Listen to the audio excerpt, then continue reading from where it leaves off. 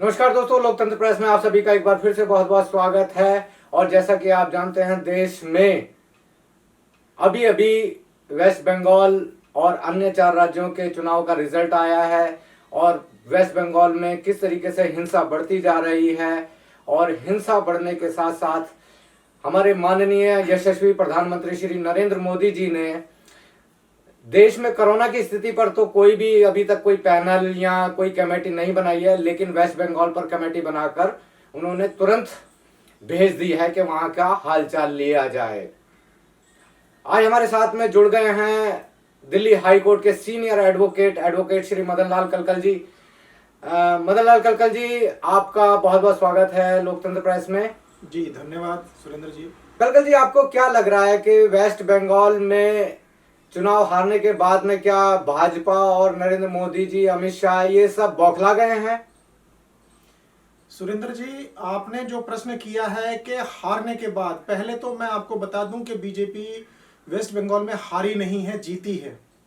और उसके मैं आपको क्रम वाइज बताता चला जाऊंगा कि भाई वो जीती कैसे है। देखिए, बीजेपी की 3 विधानसभा की सीटें थी। कोई कहता है कि 4 विधानसभा की सीटें, हम 4 ही मान लेते हैं उनको कि 4 विधानसभा की सीटें थी। 4 विधानसभा सीटों से बीजेपी 77 विधानसभा जीत गई। और वो कौन से हिसाब में जीती? वो ऐसे हिसाब में जीत गई, 77 विधानसभा ऐसे टाइम में जीती है कि जब पूरे देश में बीजेपी के खिलाफ माहौल है, उस माहौल में वो वहां पर 77 विधानसभा जीत करके आती है। तो क्या आप इसको बीजेपी की हार मानते हो? ये हार नहीं है, ये जीत है।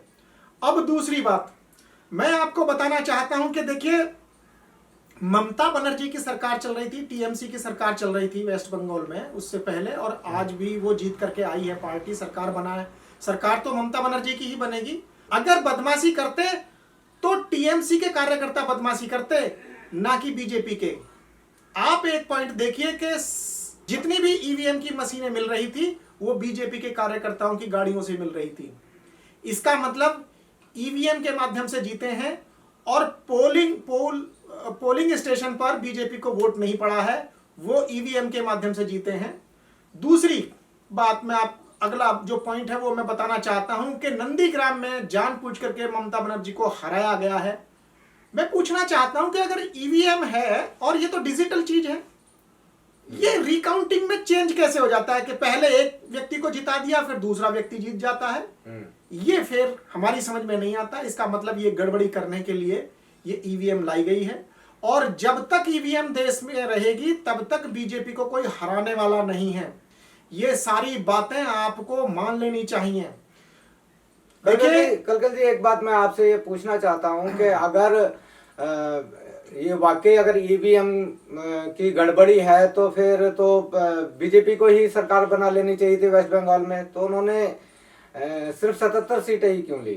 देखिए, इसका भी आपको बहुत अच्छी तरीके से आपने बहुत वाजिब प्रश्न उठाया है कि 77 सीटें ही क्यों ली। आज उन्होंने 77 सीटें ली हैं। अगर वो इससे ज्यादा और आगे जाते, 100 सवा 100 के आसपास में जाते, तो पूरे देश में हो हल्ला मचता। और वो हो हल्ला किस लिए मचता कि भाई जब बीजेपी की जमीन नहीं है वहां पर, 4 विधानसभा सीटें हैं तो 4 से एकदम कितने मल्टीप्लाई हो जाएगी। जबकि किसान आंदोलन में पूरे किसान, जो किसान आंदोलन में किसान बैठे हुए थे, वहां से बहुत सारे किसान और किसान आंदोलन के जो नेता हैं राकेश टिकैत जी, उन्होंने जाकर के बीजेपी के खिलाफ वहां पर प्रचार किया। और जो वहां के क्षेत्रीय नेता थे किसान, उन्होंने बीजेपी के खिलाफ वहां पर प्रचार किया। उसके बावजूद भी बीजेपी को वोट किसने दिया? पोलिंग बूथ पे उनकी वोट पोल हुई नहीं है भैया, उनको तो ईवीएम ने जिताया है। और ये जो आप कहना चाहते हैं कि जी एकदम से वो मतलब सरकार बना सकते थे, वो सरकार इसलिए नहीं बनाना चाहते थे वहां पे कि बंगाल उनके लिए ज्यादा इंपॉर्टेंट नहीं है। उनके लिए इंपॉर्टेंट है यूपी, क्योंकि अगले साल 2022 में यूपी में विधानसभा का चुनाव होने वाला है। और अगर वो यूपी को हार जाए तो बड़ा दिक्कत हो जाएगी, क्योंकि यूपी से 403 विधायक हैं और 40 लोकसभा आती हैं यूपी के अंदर। जब 40 लोकसभा हैं और 403 विधानसभा हैं और वहां से एमएलसी भी बनते हैं, तो मेरे ख्याल में लोकसभा शायद ज्यादा है वहां पर। नहीं सुरेंद्र जी, वहां पर 40 लोकसभा हैं। जिस समय पे उत्तराखंड और यूपी एक साथ थे उस समय पे 85 लोकसभा थी। अच्छा। और उत्तराखंड बनने के बाद में 5 लोकसभा उत्तराखंड को दे दी हैं। वहां पर आज की डेट में 80 लोकसभाएं रह गई हैं। 80 लोकसभा रह गई हैं। पहले 85 थी, अब 80 रह गई हैं। तो 80 रह गए ना। 80 रह गई हैं। हाँ। और दूसरी बात है कि वही वहां पर एमएलसी भी है। यूपी के अंदर एमएलसी भी है, इसलिए उनका जोर यूपी पर है, क्योंकि पूरे देश की राजनीति को डिसाइड करने वाले अकेला उत्तर प्रदेश है, इसलिए वो उत्तर प्रदेश को जीतना चाहते हैं।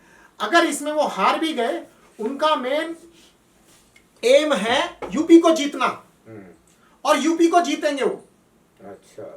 अगले साल चाहे कुछ भी हो जाए, बाई हुक बाई क्रुक, चाहे उनकी पोलिंग बूथ पर वोट पड़े ना पड़े, चाहे उनकी रैलियों में लोग आए ना आए, वो इस बात से बिल्कुल पक्के हैं कि उन्हें यूपी को जीतना है। और मैं दूसरा बात बता देता हूं, देखिए किसान आंदोलन में किसान बैठे हुए थे।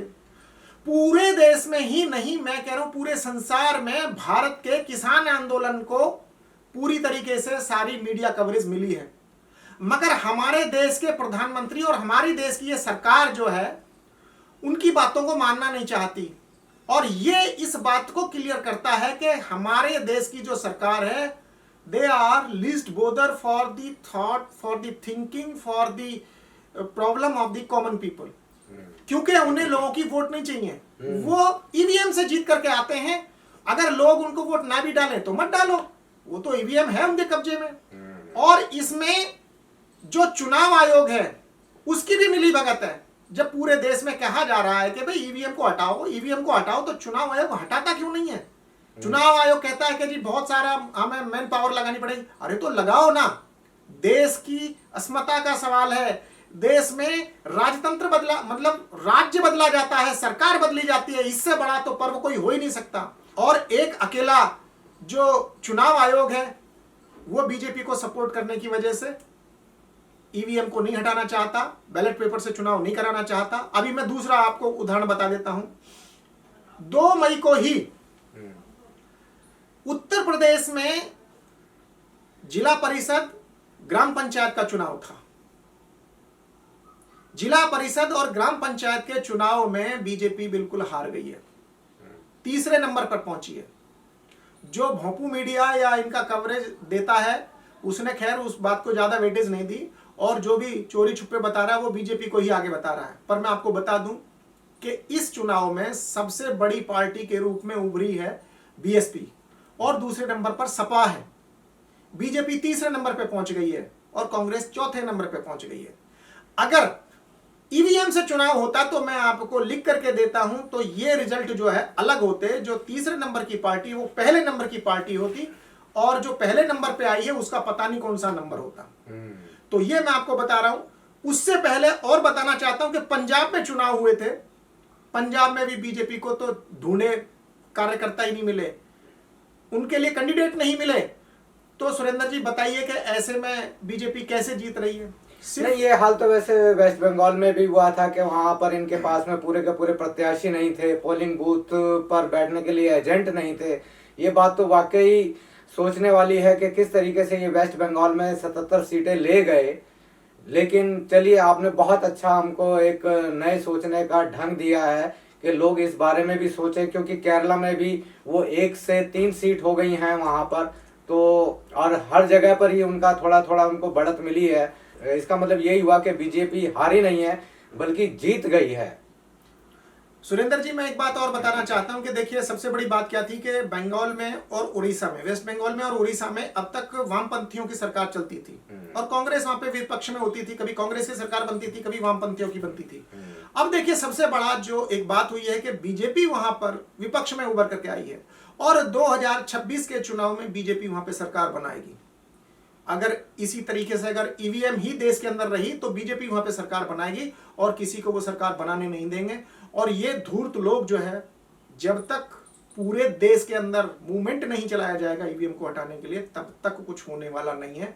तब तक इस देश से बीजेपी हटने वाली नहीं है, तब तक बीजेपी ही रहेगी।